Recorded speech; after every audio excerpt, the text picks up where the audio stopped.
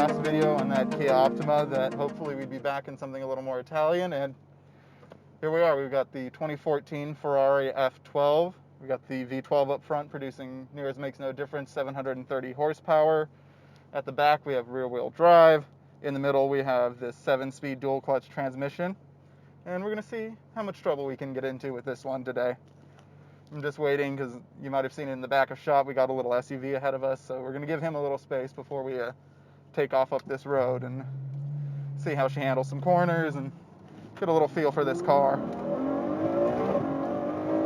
And immediately you can tell this car just has so much power, so much torque. It just wants to light those rear tires up immediately. I have the car in race mode right now, so the nannies are still there, but they are turned down a little bit. They're just, hopefully they're not going to let me kill myself today. Well, sadly we just encountered the constable. Thankfully he's in front of us, not behind us. So we're going to be going a little slower through the rest of this drive. Okay now, Cody, keep it under 100. No promises, Mike. But, talking about the F12, I've been able to drive this car a little bit today and a few times in the past. And what really stands out to me with the F12 is how much more civilized of a car this is when you compare it to the 599. It was just a massive improvement by every scientific measure. And to me, normally that's a big red flag, because to me that usually takes a lot of the fun and the thrill out of being able to manhandle a car. But with this much power and a little bit of that know-how from Maranello, this car has really been engineered that you still feel like you've got a monster on your hands when you really give it hell. Now, they have also managed to make it a lot more civilized to drive as a normal car. So when you take it around town or when you're just cruising on the freeway, the automatic transmission actually works decently. It doesn't feel like it's throwing you around everywhere. And, this is a car that it's a lot easier to take on a date night or just, for a casual little drive than some of the older Ferraris. Now, this particular car is also painted in a very special Rosso Berlinetta. That was a special order color. And this white interior, it's the only one I've ever seen to have the deviated steering wheel as well. So that makes this actually a one of one in terms of spec. Ferrari has never been really known for its electronics, so we're not really going to talk too much about those.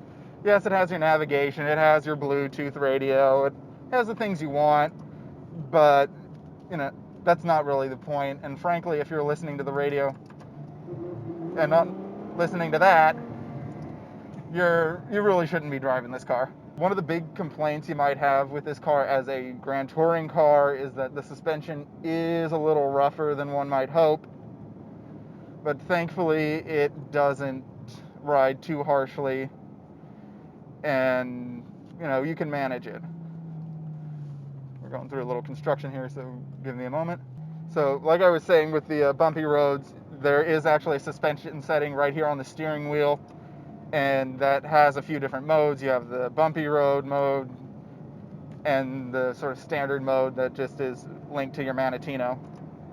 Ferrari introduced these steering wheel controls on the 458 generation, which this technically would fall under. Initially I used to hate it. I used to think it was too cluttered, but after spending a few minutes with it and putting some miles on it, I immediately realized why they did it, and having the indicators right here does end up making things a lot easier, especially when things are getting a little frantic. In terms of being a supercar, it's really hard to beat a front-engine V12 Ferrari, and I know even though I'm the one driving this car, I find myself staring at it in the mirror constantly. Anytime I can see it, I just am staring at myself driving it. Maybe that makes me a little vain, but I think I'm going to let it go for this one. In terms of some of the other daily stuff, I did mention the suspension a little bit. And yes, it is still rough like you're going to get in a Ferrari, but it also makes the car feel a little more solid than the 599 did. And another daily use thing is, I know it's sort of the standard now, but the electronic parking brake for some people, especially when you're coming out of the more manual, more analog cars, It does take some getting used to, especially since this one doesn't actually have a lever to turn it. It sort of turns off automatically rather than having you do it yourself, which is a little bit odd. But once you sort of get used to those sort of things, at least to me, those problems tend to go away a little bit. And we're up at the top of the twisty road, so we're going to take a little turn around here. Another thing I'll mention that I really do like on this car is the camera system. It has a pretty nice backup camera, and it actually has 2 or 3 front angles that it can shoot for, and those really help you out in the tight spaces. The display isn't the best because it's just here in the gauge cluster, but when it comes time to park it or maneuver it someplace, like to make a 3-point turn or something, you're going to be really glad those are in there. Other important options that I like on this one are these LED lights, and some people might say they're a little gimmicky, but there is something really satisfying to seeing them all light up as you're really hammering the car and going down a twisty road, because once you hit that 5th light, for those who don't know, that's your indicator to shift gears, and Ferrari has it programmed so that you always hit that 5th light right at the top of your torque band, so when you shift in, you're always at maximum power. Now, I know I said I wasn't going to talk too much about the electronics, but I was just speaking with the owner a little bit, and he reminded me of how much of a vast improvement Ferrari did make jumping from that 430 599 generation to the 458 F12 era. And it has essentially, for those who haven't seen it, it's a twin screen setup here, where my screen on the left has sort of my vehicle information. That's where my speedometer is. That's where all my trip information is. And then on the right-hand side, we have all of your infotainment. So you have your navigation, your radio, your Bluetooth controls. They're all housed right here, and they're all housed right in front of you, which is nice because you have this big center tack, keeps your attention right in front of you. And so you really are never dropping your eyes off the road.